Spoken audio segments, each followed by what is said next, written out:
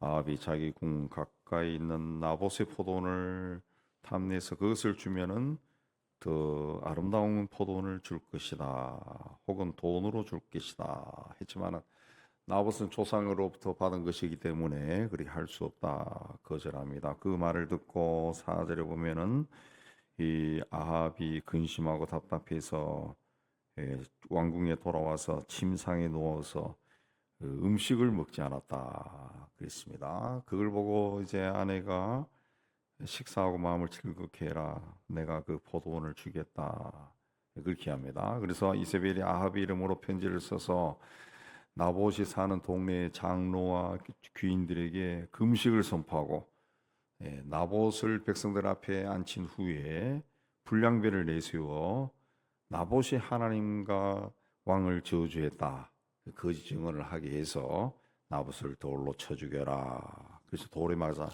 나봇이 13절로 돌에 맞아 죽습니다.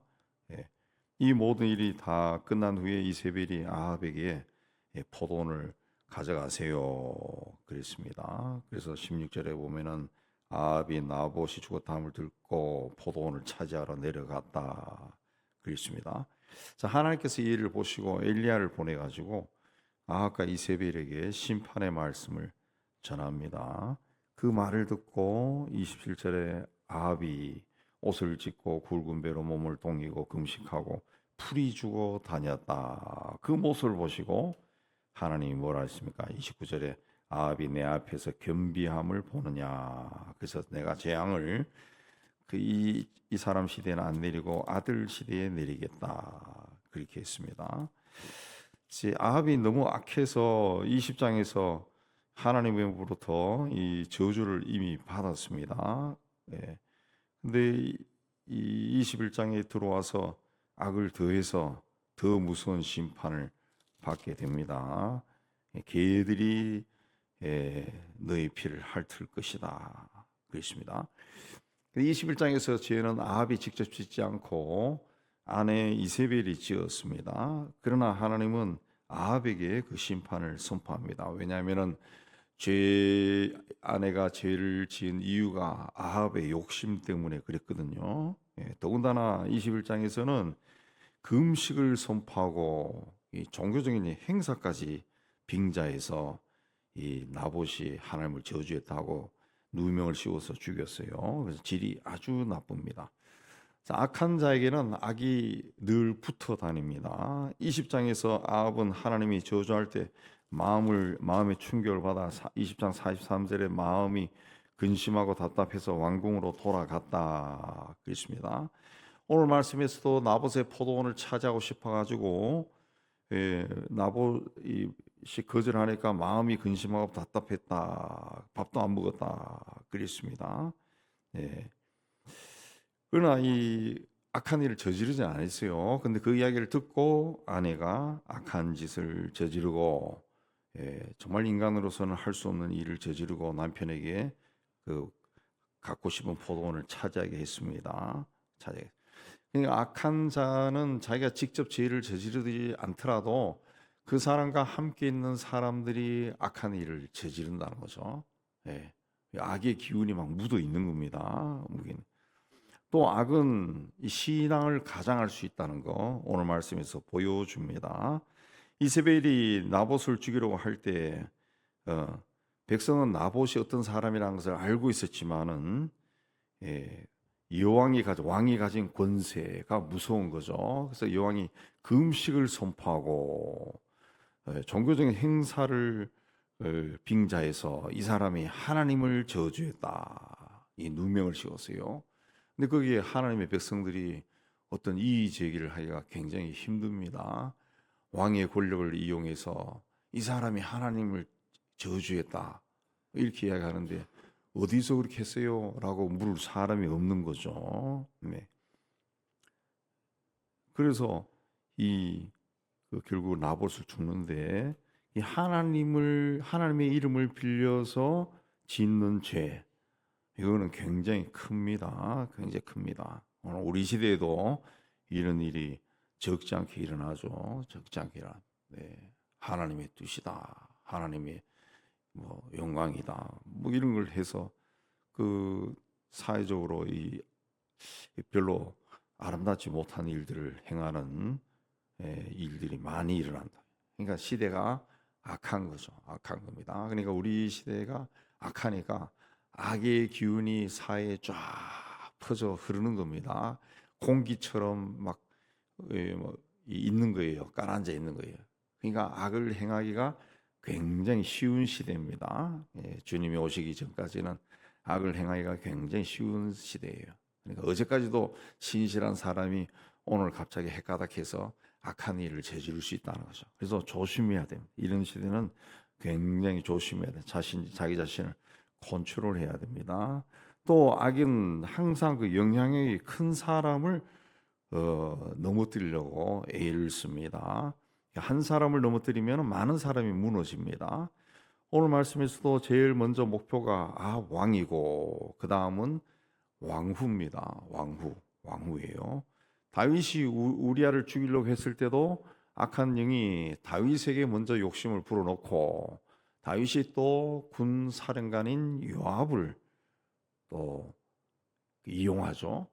그러니까 왕과 군대 사령관 그 둘을 잡으니까 우리아라고 한 중신이 그냥 죽을 수밖에 없는 거죠.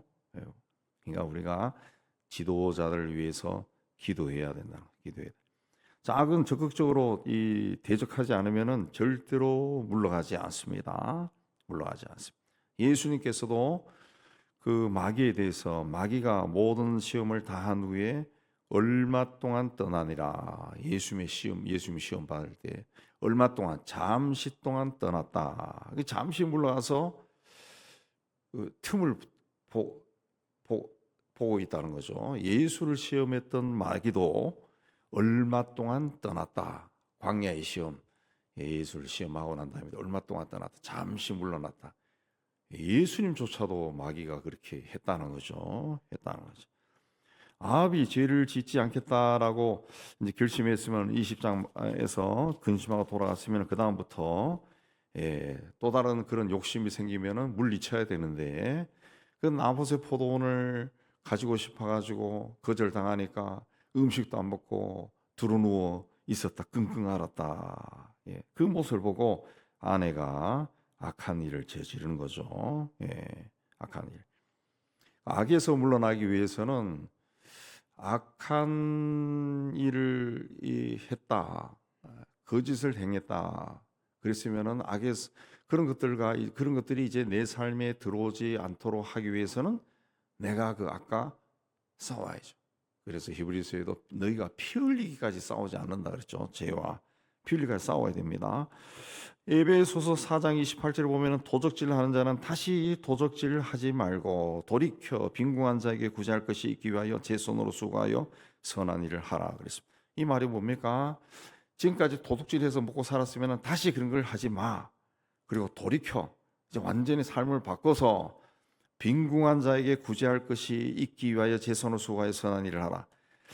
그 어려운 사람을 도와줄 수 있을 정도로 네가 넉넉해져야 된다는 거죠. 네가 열심히 생활해서 돈을 벌고 그렇게 해서 그걸로 선한 일을 하라는 거죠. 그냥 도둑질 하고 싶은 마음이 생긴다는 거죠. 계속 도둑질의 습성이 빠져 있으면은. 근데 그런 마음이 아예 안 생기도록 하기 위해서 어떻게 해야 되냐? 당신이 열심히 노력해서 돈을 벌라는 거죠. 남에게 어려운 사람을 도와줄 정도로 벌라는 거예요. 그렇게 해야 이 삶이 바뀐다는 거죠. 도둑은 도둑질 안 해도 그 신분은 여전히 도둑이에요. 근데 그 사람이 열심히 노력해서 돈을 벌어 다른 사람을 돕기 시작하면은 그때부터는 도둑이 아니라 선한 사람, 자선 사업가가 되는 거죠. 그냥 다시 도둑질 하지 않으면은 열심히 노력해 돈을 벌어야죠. 악한 일을 하지 않으려면은 선한 일을 해야 된다는. 그 다음에 선한 일을 해야 되는. 그러면 이제 사람이 바뀌었다 그런 말을 듣겠죠. 자, 하나님은 불꽃하는 눈으로 모든 것을 보고 계십니다. 이세벨이 남편에게도 이야기하지 않고 나봇이 사는 동네 장로와 귀족들에게 이 사람을 이러이러하게 처리하시오 라고 편지를 썼어요. 편지를 썼어요. 아합 이름으로 8절에 아합 이름 편지를 썼다 그랬습니다. 근데 그 하나님이 보고 계셨다는 거죠. 다윗도 마찬가지로 우리아의 아내를 차지하고 싶어서 요압에게 편지를 썼습니다. 편지를 썼어요. 그래서 요압과 나만 아는 그 일로 처리하려고 했지만은 하나님이 보고 계셨어요. 그래서 선지자를 보내서 책망하셨고, 나단을 보내 책망하셨고, 오늘 말씀에도 엘리야를 보내서 책망했다는 거죠. 책망. 다 하나님은 다 보고 있다 그랬습니다. 아합은 그 심판을 선포받고 난 뒤에도 어떻게 했습니까? 옷을 찢고 굵은 배로 풀이 주고 다녔다. 풀이 주고 다녔다. 근데 이 모습을 보고 하나님께서 엘리야에게 아합이 내 앞에서 겸비함을 네가 보느냐? 아합이 정말로 겸비했을까? 아니면 회개한 척 했을까? 우리가 여러 가지 생각해 볼 수 있는데 어쨌든 하나님은 아합이 혹시 회개한 척 했다 할지라도 그걸 그걸 받아줬다는 거죠. 받아줬다. 그리고 재앙을 그 시대에는 내리지 않고 아들 시대로 물려주셨다. 그러니까 하는 척만 해도 하나님이 아이고 살려주자 넘어가셨다는 거죠. 넘어가셨다. 그리고 아합의 죄를 이세벨의 탓으로 돌립니다. 아합이 직접 저지른 것이 아니기 때문에 이세벨 탓으로 돌렸습니다. 그러니까 하나님은 우리를 그렇게 이해하는 분이지. 이해하는. 어떻게 해서든지 내가 조금만 무슨 선한 일을 해도 그걸 하나님은 좋게 보는다. 좋게 본다. 아주 내가 심성이 그렇할지라도 하나님은 다 이해하고 그냥 좋게 보려고 애를 쓰시는 분이다. 그게 하나님 마음이다. 그러니까 독생자가 세상에 와서 십자가에 못 박혀 죽죠. 못 박혀 죽습니다. 20절에 보면은 아합이 엘리야에게 내 대적자여 내가 나를 찾았느냐 그런 말을 합니다. 하나님의 선지자를 내 적이라 그렇게 합니다. 나의 적, 내 원수. 그 이 마음 자체가 아합의 심령이 굉장히 삐딱하다는 거죠. 삐딱하다. 그걸 볼 수 있습니다. 그래서 엘리야가 내가 찾았지. 당신 자신을 팔아 여호와 보시기에 악을 행하였기 때문에 내가 하나님이 재앙을 내린다 했다. 그렇게 이야기를 합니다. 그러나 이런 사람인데도 하나님이 그를 봐줬다라는 겁니다. 그러므로 우리가 하나님 앞에 나갈 때는 아이고 내가 이런 일을 저지르는데 하나님이 기뻐하지 않는 그런 길을 가는데 아이고 내 실수, 과거의 실수, 그때로 다시 돌아가면 다시 반복하지 않을 건데 막 그런 생각이 든다 할지라도 그런 생각이 들었다라고 하는 사실 자체가 내 심령이 나와 함께 하시는 성령에 의해서 깨어났다는 거죠. 깨어났기 때문에 내가 지난날에 행했던 것들도 그게 잘못된 것이구나 깨닫는 마음을 주지. 돌아보면 세상 모든 사람이 그렇지 않습니다. 자기가 과거에 내가 생각하는 것과는 비교도 할 수 없는 악한 일을 저질렀는데도 절대로 잘못했다고 말하지 않습니다. 그런 사람 세상에 천지입니다. 천지. 근데 내가 생각할 때는 어떤 다른 사람이 봤을 때는 별로 그거 심각하게 생각하지 않는데 사실 내가 어떤 누구에 가서 내가 옛날에 네 일이 이렇게 했는데 미안해 그러면 그 상대방은 기억도 못하는 일도 있다. 별로 심각하게 생각하지 않는다. 그러나 나는 그게 굉장히 괴로워요. 그 나와 함께 하신 성령께서 나에게 깨달음을 주신 건데 그것도 모든 사람에게 그런 깨달음이 오는 것이 아니라는 거죠. 아니라는 거죠. 내가 그만큼 영적으로 깨어 있다는 겁니다. 성령으로 충만하다는 거예요. 그래서 그런 마음을 그 하나님 앞에 다 토로하면은 하나님이 굉장히 기쁘게 받아주신다는 거. 그걸 우리가 기억하고 하나님 앞에 열심을 내야 됩니다.